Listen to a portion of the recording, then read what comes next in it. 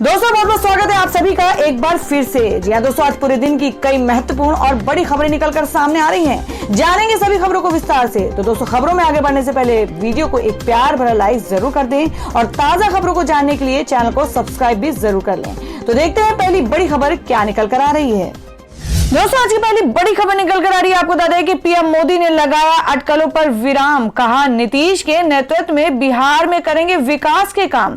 जी हां, आपको बता दें कि कोरोना वायरस महामारी के बीच हुए बिहार विधानसभा चुनाव और विभिन्न राज्यों के उपचुनावों में भारतीय जनता पार्टी की जीत का जश्न बुधवार को पार्टी कार्यालय में मनाया गया और इस जश्न में देश के प्रधानमंत्री नरेंद्र मोदी, भाजपा अध्यक्ष जेपी नड्डा समेत गृह मंत्री अमित शाह, रक्षा मंत्री राजनाथ सिंह, तमाम केंद्रीय मंत्रियों सहित सैकड़ों भाजपा कार्यकर्ताओं ने शिरकत की। और इस मौके पर प्रधानमंत्री मोदी और जेपी नड्डा ने अपने संबोधन में देश की जनता को धन्यवाद देते हुए विकास के कामों को करते रहने की प्रतिबद्धता भी जताई है। आपको बता दें, पीएम मोदी ने अपने संबोधन में लोगों को मतदान करने और लोकतांत्रिक प्रक्रिया में भाग लेने के लिए धन्यवाद किया।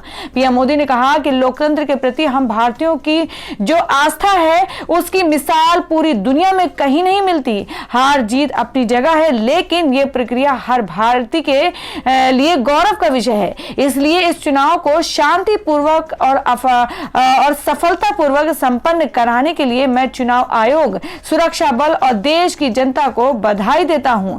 पीएम मोदी ने कहा कि इन चुनाव नतीजों में भाजपा को नहीं, एनडीए को अपार समर्थन मिला है। इसके लिए भाजपा और एनडीए के लाखों कार्यकर्ताओं को जितनी बधाई दी जाए उतनी कम है। भाजपा प्रमुख को जीत की बधाई देते हुए पीएम मोदी ने खुद कई बार ताली बजाई और कार्यकर्ताओं से उनके समर्थन में नारे लगवाए। पीएम मोदी ने कहा कि लोकसभा चुनाव में जो नतीजे आए थे ये उसका व्यापक विस्तार है। उन्होंने कहा कि भाजपा को देश की चारों दिशाओं के राज्यों में सफलता मिली। भाजपा ही एकमात्र राष्ट्रीय स्तर की पार्टी है जिसका परचम नागरिकों ने पूरे देश में फहराया है। और वहीं अगली खबर में आपको बता दें कि जीत के बाद नीतीश कुमार बोले, कहा जनता मालिक है, सहयोग के लिए पीएम मोदी को धन्यवाद। जी हां, आपको बता दें कि बिहार विधानसभा चुनाव परिणाम एनडीए के लिहाज से अच्छे रहे, लेकिन इस बार जेडीयू को काफी नुकसान हुआ। इसके बाद भी एनडीए ने 125 सीटों पर जीत दर्ज कर फिर से सरकार बनाने का बहुमत पार कर लिया है। इस बीच बिहार में नई सरकार बनने की कवायद भी तेज हो गई है और वहीं महागठबंधन से जोरदार टक्कर के बाद मिली जीत के बाद बिहार के मुख्यमंत्री और जेडीयू के राष्ट्रीय अध्यक्ष नीतीश कुमार ने राज्य की जनता और प्रधानमंत्री नरेंद्र मोदी को धन्यवाद दिया है। बिहार के मुख्यमंत्री और जेडीयू के राष्ट्रीय अध्यक्ष नीतीश कुमार ने लिखा कि जनता मालिक है। उन्होंने एनडीए को जो बहुमत प्रदान किया उसके लिए जनता जनार्दन को नमन है। मैं पीएम नरेंद्र मोदी को मिल रहे उनके सहयोग के लिए धन्यवाद करता हूं। और अब अगली खबर निकल कर आ रही है। आपको बता दें कि सुप्रीम कोर्ट के आदेश के बाद तलोजा जेल से रिहा किए गए अर्नब गोस्वामी। जी आपको बता दें कि रिपब्लिक टीवी के editor in chief Arnab Goswami की अंतिम जमानत याचिका पर बुधवार को सुप्रीम कोर्ट ने सुनवाई हुई और कोर्ट ने अर्नब गोस्वामी को रिहाई दे दी। कोर्ट के आदेश के बाद अर्नब को तलोजा जेल से रिहा कर दिया गया है। जेल से रिहाई के बाद अर्नब के चेहरे पर मुस्कान दिखाई दी। दरअसल बुधवार को मामले की सुनवाई करते हुए कोर्ट ने कहा कि यदि हम एक संवैधानिक न्यायालय के रूप में व्यक्तिगत स्वतंत्रता की रक्षा नहीं करेंगे तो कौन करेगा। अगर राज्य सरकारें किसी व्यक्ति को जानबूझकर टारगेट करती हैं तो उन्हें पता होना चाहिए कि नागरिकों की स्वतंत्रता की रक्षा के लिए शीर्ष अदालत है। सुप्रीम कोर्ट ने कहा कि हाईकोर्ट का अंतरिम जमानत की मांग ठुकराना गलत था। कोर्ट ने महाराष्ट्र सरकार से इस सब अर्नब के टीवी पर तानों को नजरअंदाज करने की नसीहत दी। बता दें कि अर्नब ने बॉम्बे हाईकोर्ट द्वारा जमानत से इनकार किए जाने को सुप्रीम कोर्ट में चुनौती दी थी। हाईकोर्ट ने इंटीरियर डिजाइनर अन्वय नाइक को आत्महत्या के लिए कथित रूप से उकसाने के मामले में अर्नब और 2 अन्य लोगों को अंतरिम जमानत देने से इनकार करते हुए उन्हें राहत के लिए स्थानीय अदालत जाने को कहा था। दरअसल अलीबाग पुलिस अर्नब की पुलिस हिरासत चाहती है। इसकी मांग करते हुए अभियोजन पक्ष के विशेष सरकारी वकील पी घरात ने कहा कि अर्नब की गिरफ्तारी जरूरी थी क्योंकि अन्वय की आत्महत्या से पहले लिखे गए पत्र में उनका नाम था। यदि गिरफ्तारी जरूरी नहीं होती तो मजिस्ट्रेट न्यायिक हिरासत में उनसे पूछताछ की अनुमति नहीं देते। और हमें अगली खबर में आपको बता दें कि जनवरी से देश के 4 लाख गांवों में जाएगी वीएचपी से जुड़े साधुओं की टोलियां, राम मंदिर के लिए जुटाएंगी चंदा। जी हां, आपको बता दें कि विश्व हिंदू परिषद वीएचपी 15 जनवरी से देश भर में जन जागरण अभियान शुरू करेगी और यह अभियान राम मंदिर से जुड़ा होगा। और इस अभियान के तहत वीएचपी से जुड़े साधुओं की टोलियां देश भर में 4 लाख गांवों में जाएंगी।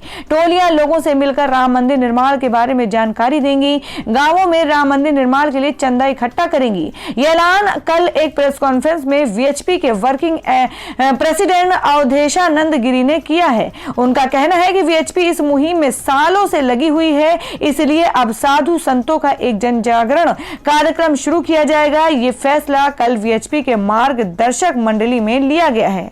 और वही बता दें कि गुर्जर समाज और गहलोत सरकार के बीच समझौता, इन 5 मांगों पर बनी सहमति। जी हां, बात करें कि राजस्थान में चल रही गुर्जर आरक्षण आंदोलन 11वें दिन बुधवार को इसका समाधान निकल गया है। गुर्जर नेताओं और राजस्थान की गहलोत सरकार के बीच आखिरकार समझौता हो गया है और इसके साथ ही समझौता पत्र भी तैयार कर लिया गया है। आपको बता दें, इस समझौते के तहत गुर्जर समाज ने 5 मांगों पर अपनी सहमति दे दी है। इसके बाद अब कर्नल किरोड़ी सिंह बैसला और गुर्जर नेता मुख्यमंत्री अशोक गहलोत से मुलाकात की तैयारी में है। कुछ ही देर में गुर्जर नेता गेस्ट हाउस से रवाना होकर सीएम गहलोत से मिलने पहुंचेंगे। आपको बता दें कि किन किन मांगों पर बनी है सहमति। पहला कि मारे गए 3 आंदोलनकारियों के परियोजनाओं को सरकारी नौकरी मिलेगी। दूसरा कि आंदोलन में गुर्जर आंदोलनकारियों पर लगे मुकदमों को वापस लेने पर सहमति। तीसरा, एमबीसी आरक्षण को नवी अनुसूची में शामिल करने के लिए केंद्र को पत्र लिखेगी सरकार। और चौथा है देवनारायण योजना के क्रियान्वयन पर सहमति।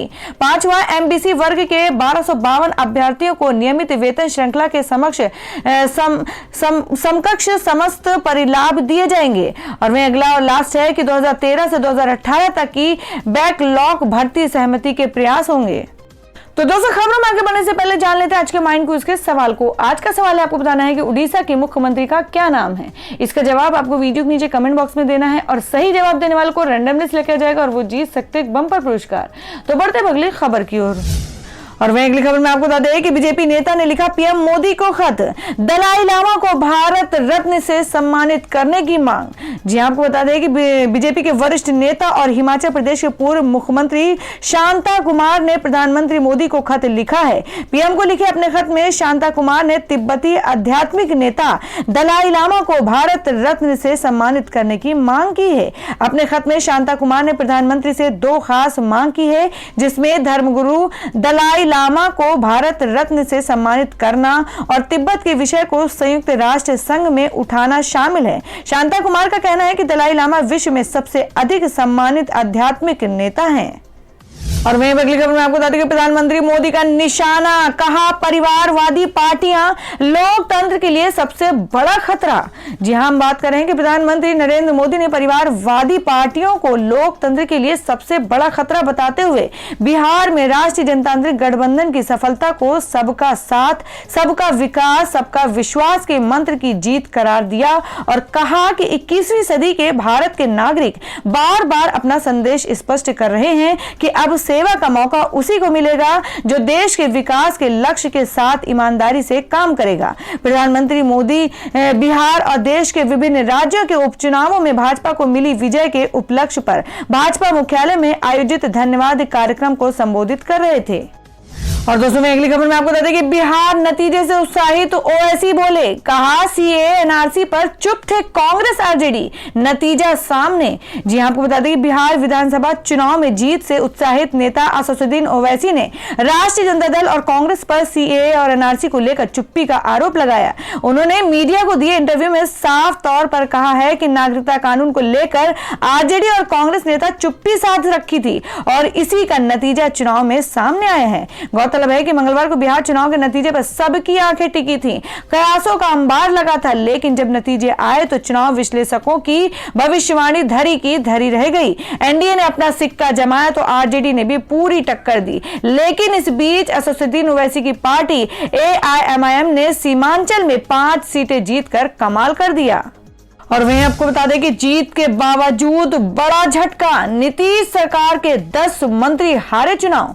जी हां, आपको बता दें कि बिहार विधानसभा चुनाव में बेहद रोमांचक मुकाबले में मुख्यमंत्री और जदयू प्रमुख नीतीश कुमार के नेतृत्व वाले राजग ने 125 सीटों पर जीत कर बहुमत का जादुई आंकड़ा हासिल कर लिया। लेकिन चुनाव में बड़े उलटफेर में नीतीश सरकार के मंत्री कृष्णनंदन प्रसाद वर्मा, सुरेश शर्मा, शैलेश कुमार, फिरोज अहमद, ब्रजकिशोर बिंद और जय कुमार सिंह सहित 10 मंत्रियों को हार का सामना करना पड़ा। नीतीश सरकार में समाज कल्याण मंत्री राम सेवक सिंह हथुआ से चुनाव हार गए और राजद उम्मीदवार राजेश कुमार ने राम सेवक को करीब 30,000 मतों के अंतर से पराजित किया। जदयू नेता और बिहार सरकार में शिक्षा मंत्री कृष्णनंदन वर्मा को राजद उम्मीदवार सुदय यादव ने हराया है। और अब अगली खबर में आपको बता दें जिसमें संजय राउत बोले कि तेजस्वी सीएम भले ही ना बने हों लेकिन मैन ऑफ द मैच बनकर उभरे हैं। जी हां, आपको बता दें कि बिहार विधानसभा चुनाव 2020 में आरजेडी नेता तेजस्वी यादव ने अपनी काबिलियत और क्षमता का लोहा मनवाया है।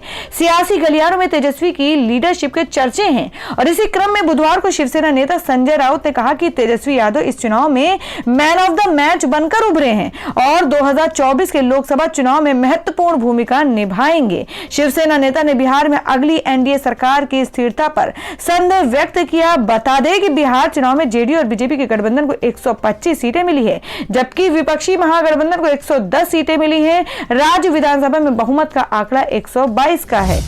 और दोस्तों मैं अगली खबर निकल कर आ रही है, आपको बता दें कि रामायण की सीता की फिल्म में गाना गाएंगी रानू मंडल, वीडियो में मांगा पहले जैसा सम्मान। जी हां, बात कर रहे हैं कि एक वक्त पर इंटरनेट सेंसेशन बन चुकी रानू मंडल अब एक बार फिर सुर्खियों में आ चुकी हैं। उन्होंने हिमेश रेशमिया की फिल्म में बॉलीवुड में डेब्यू किया था और वहीं अब उन्हें अपना दूसरा सबसे बड़ा प्रोजेक्ट मिल गया है। आपको बता दें रानू मंडल का दूसरा प्रोजेक्ट बेहद खास है। ये प्रोजेक्ट रामायण की सीता यानी एक्ट्रेस दीपिका चिखलिया की आने वाली फिल्म सरोजनी है। इस फिल्म में रानू मंडल गाना गाती दिखाई देंगी जिसका ऐलान खुद दीपिका ने किया है। उन्होंने सोशल मीडिया पर रानू मंडल का एक वीडियो भी शेयर किया है जिसमें वो अपने फैन से पहले जैसा सम्मान मांगती दिखाई दे रही हैं। तो दोस्तों खबरों में आगे बढ़ने से पहले एक बार फिर से आपको याद दिला दें कि अगर आपने अभी तक हमारी वीडियो को लाइक नहीं किया तो जल्दी से वीडियो को लाइक कर दें क्योंकि आपका एक लाइक हमारे लिए बहुत ही महत्वपूर्ण होता है। और अगर आप हमारे चैनल पर नए हैं तो चैनल को जरूर सब्सक्राइब कर लें और बेल के बटन को भी जरूर हिट कर दें और हमारी पूरी न्यूज को जानने के लिए वीडियो को लास्ट तक जरूर देखें। बढ़ते अगली खबर की ओर। और मैं अगली खबर बता दें जो कि उत्तर प्रदेश से आ रही है कि दिवाली पर सीएम योगी शुरू कर रहे हैं मिशन रोजगार। मार्च 2020 तक 50 लाख युवाओं को देंगे नौकरी।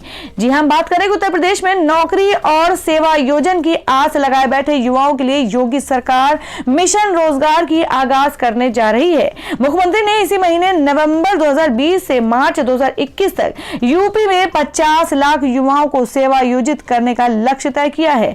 यह सेवा योजन मनरेगा के अलावा होगा। इसमें सरकारी विभागों, परिषद, निगमों में खाली पदों पर नियुक्ति की प्रक्रिया तो पूरी होगी ही, सरकारी प्रयासों से निजी क्षेत्र में अथवा स्वरोजगार के नए अवसर भी सृजित किए जाएंगे। जानकारी के अनुसार मिशन रोजगार की कार्य योजना तैयार है। दीपावली के बाद मुख्यमंत्री इसकी औपचारिक शुरुआत करेंगे। बुधवार को मुख्य सचिव राजेंद्र कुमार तिवारी ने शासन स्तर के उच्च अधिकारियों के साथ मिशन रोजगार की कार्य योजनाओं पर विमर्श कर अंतिम रूप दिया। बैठक में मुख्य सचिव ने कहा कि मिशन रोजगार के अंतर्गत प्रदेश सरकार के विभिन्न विभागों, संगठनों, स्वयंसेवी संस्थाओं, निगमों, परिषदों, बोर्डों तथा प्रदेश सरकार के विभिन्न स्थानीय निकायों के माध्यम से एक समन्वित रूप से प्रदेश में रोजगार, स्वरोजगार के अधिक से अधिक अवसर सृजित किए जाने का अभियान चलाया जाए।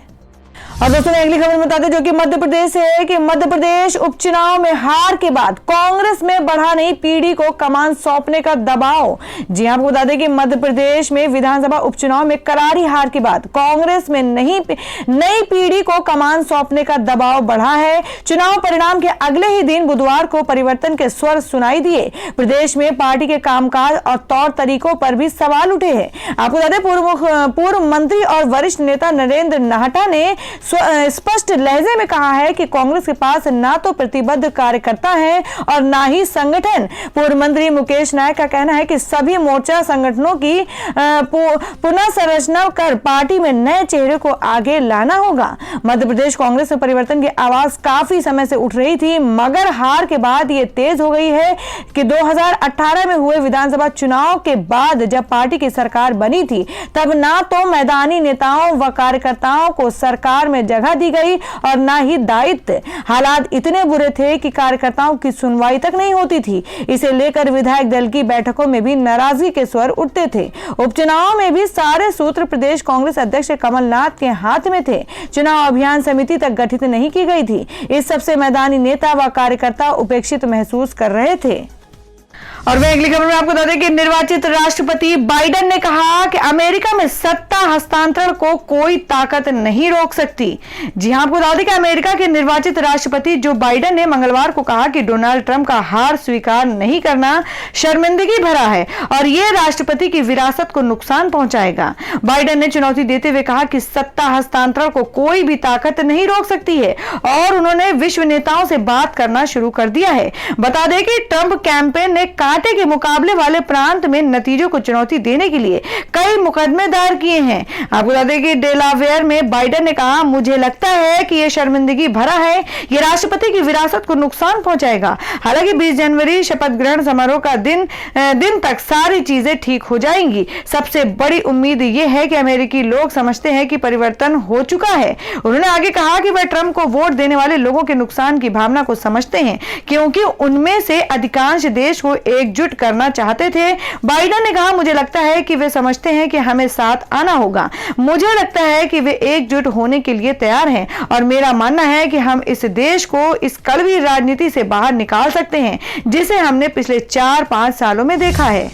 और अब अगली खबर में जान लेते हैं क्या है देश भर में मौसम के ताजा हालात। आपको बता दें कि दिल्ली में प्रदूषण से हालात गंभीर, कुछ राज्यों में हो सकती है बारिश।